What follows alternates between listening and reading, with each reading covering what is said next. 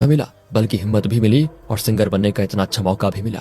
आपके हाथ का वो वॉन्टन डिश खाकर मुझे ऐसा लगा जैसे मैं फिर एक बार अपनी माँ की गोद में हूँ। ये कहते कहते वो रोने भी लगती है और इस पर शान भी दोस्तों इमोशनल हो जाता है कि बताओ यार, इस छोटी सी उम्र में इस लड़की को ऐसी जानलेवा बीमारी हो गई। अपने आखिरी दिनों में वो लड़की रोज अपने प्रेमी के साथ यानी उस म्यूजिक कंपोजर के साथ शान के रेस्टोरेंट में आती है और उसके हाथ का बना वो वॉन्टन डिश खाती है। और यार आखिर में वो लड़की ना एक दिन दम तोड़ देती है अपना। उसके जाने के बाद वो म्यूजिक कंपोजर उसकी याद में म्यूजिक कंपोज करने लगता है। अब वो शराब भी छोड़ चुका था। वो अक्सर मिडनाइट डिनर में आकर अपनी प्रेमिका का वो फेवरेट वॉन्टन डिश खाकर जाता है। ये सारी बातें शान बहुत इमोशनल होकर हमें बताता है। अब एक दिन शान उस डॉग को ढूंढता है जिसे वो रोज खाना दिया करता था, लेकिन वो डॉग कहीं मिलता नहीं। शान परेशान हो जाता है कि कहीं म्युनिसिपालिटी वालों ने बेचारे को पकड़कर कहीं रख तो नहीं दिया। कुछ महीने के बाद मिडनाइट डिनर में एक लड़की आती है और लगता है दोस्तों ये इस रेस्टोरेंट को बखूबी जानती है। वो एक ऑमलेट मांगती है। शान भी उसे बना कर देता है और पूछता है कि ऑमलेट कैसा बना है। वो कहती है कि पहले जरा कड़वा लगा और फिर मीठा लगने लगा। यहाँ फ्लैशबैक में दिखाते हैं कि इस लड़की का नाम है सुशीला और उसके बॉयफ्रेंड का नाम है चैन। दोनों बचपन से बहुत ही अच्छे दोस्त हैं और गांव में रहा करते थे, लेकिन अब पढ़ाई पूरी करके शहर में नौकरी कर रहे हैं। चैन एक टैक्सी ड्राइवर है और रात भर गाड़ी चलाकर उसे जो पैसे मिलते हैं उसका एक हिस्सा वो अपने घर भेज देता है और बाकी से खुद का खर्चा चलाता है। और सुशीला एक मॉडलिंग चांस ट्राई कर रही है, पर जब तक वो चांस नहीं मिलता वो एक बड़े होटल में रिसेप्शनिस्ट की नौकरी कर रही है। सुशीला वैसे होटल में रहती है जबकि चैन भाड़े के घर को लेकर रह रहा है। क्योंकि चैन रात भर गाड़ी चलाता है ना, तो वो रोज शान के रेस्टोरेंट में खाना खाता है। एक दिन वो सुशीला को लेकर आता है।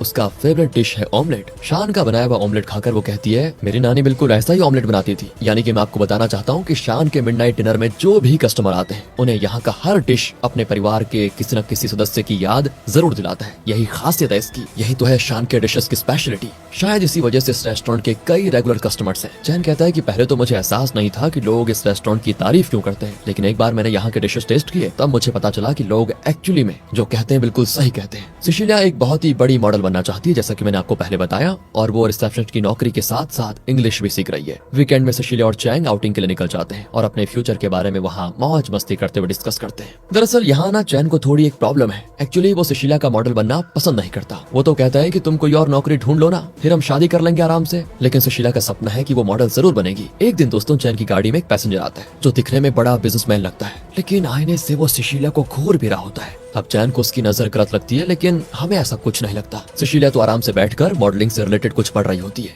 ये देखकर वो पैसेंजर सुशीला को अपना कार्ड देता है और कहता है कि मेरे ऑफिस में मॉडल्स की ऑडिशन चल रही है, तुम चाहो तो आ सकती हो। लेकिन चैन को उसकी हर बात गलत लगती है और वो जल्दी से उस पैसेंजर के ड्रॉप पॉइंट पर पहुंचा देता है उसे। उसके उतरने के तुरंत बाद ही वो बड़ी तेजी से गाड़ी लेकर वहाँ से निकल जाता है। सुशीला उसको डांटती है कि तुम्हें हो क्या गया है, वो आदमी मुझे मॉडलिंग का मौका देने वाला था। चैन कहता है देखो मुझे वो आदमी एकदम गलत लगा, उसको देखकर लगता नहीं कि वो ऑडिशन करवा रहा है, एकदम फ्रॉड लगता है वो। कहकर वो उस पैसेंजर का दिया हुआ कार्ड मांगता है, लेकिन सुशीला देती नहीं। चैन कहता है पहले एक बात अपने दिमाग में बैठा लो सुशीला, इस शहर में फेमस बनना इतना आसान नहीं है जितना तुम सोच रही हो। और इस पर सुशीला गुस्सा हो जाती है कि तुम कहना क्या चाहते हो, क्या मुझ में काबिलियत नहीं है, क्या मैं मॉडल नहीं बन सकती। इसी बहस में उन दोनों के बीच दूरियां आ जाती है। अगले ही दिन सुशीला उस आदमी के दिए हुए कार्ड का एड्रेस देखकर वहाँ ऑडिशन के लिए पहुंच जाती है। वहाँ पर एक लाइव प्रोग्राम चल रहा होता है जहाँ लड़कियों को ग्लैमरस ड्रेस में बिठाकर बातें की जाती है। यही है इनका ऑडिशन। हर मॉडल को अपने बारे में कुछ बताना है और उसके आधार पर एक जूरी फैसला करेगी कि किन लड़कियों को सिलेक्ट किया जाएगा। सुशीला भी अपने बारे में कुछ बता रही होती है। ये देखकर चैन को बड़ा गुस्सा आता है क्योंकि उसे लगता है कि सुशीला को उसे बताकर जाना चाहिए था कि वो कहाँ जा रही है। और तो और दोस्तों,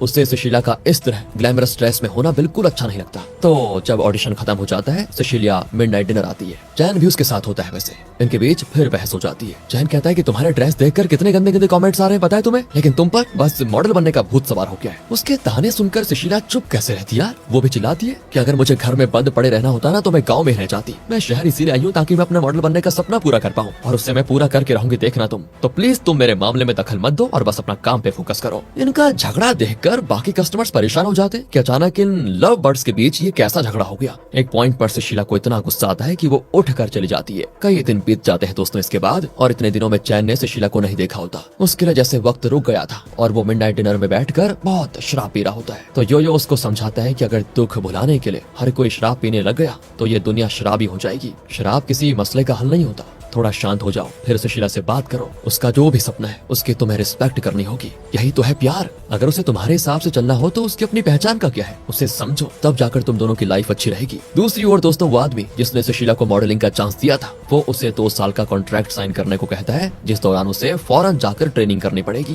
कहता है तुम्हें ट्रेनिंग पूरी करनी होगी, तब जाकर तुम एक टॉप मॉडल बन पाओगी। अब सुशीला सोच में पड़ जाती है कि इस पर साइन करूं या ना करूं। तो चैन सुशीला से मिलने के लिए एक रिंग लेकर आता है और बताता है कि मैंने तुम्हें नहीं समझा, इसके लिए प्लीज मुझे माफ कर दो। मैं तुम्हारे और तुम्हारे सपने के बीच में कभी नहीं आऊंगा। देखो, मैं भी बहुत मेहनत करके खुद को तुम्हारे काबिल बनाने की पूरी कोशिश करूंगा। कहकर वो सुशीला को वो रिंग देता है और पूछता है, क्या तुम मुझसे शादी करोगी? और ये क्या यार, सुशीला ना हाँ करती है और ना करती है। वो एकदम से टूटकर रोने लगती है कि तुम्हारे बिना मेरी जिंदगी अधूरी है। ये मैं मानती हूँ, लेकिन मुझे अपना सपना पूरा करने के लिए 2 साल के लिए फौरन जाना होगा। तो शादी की बात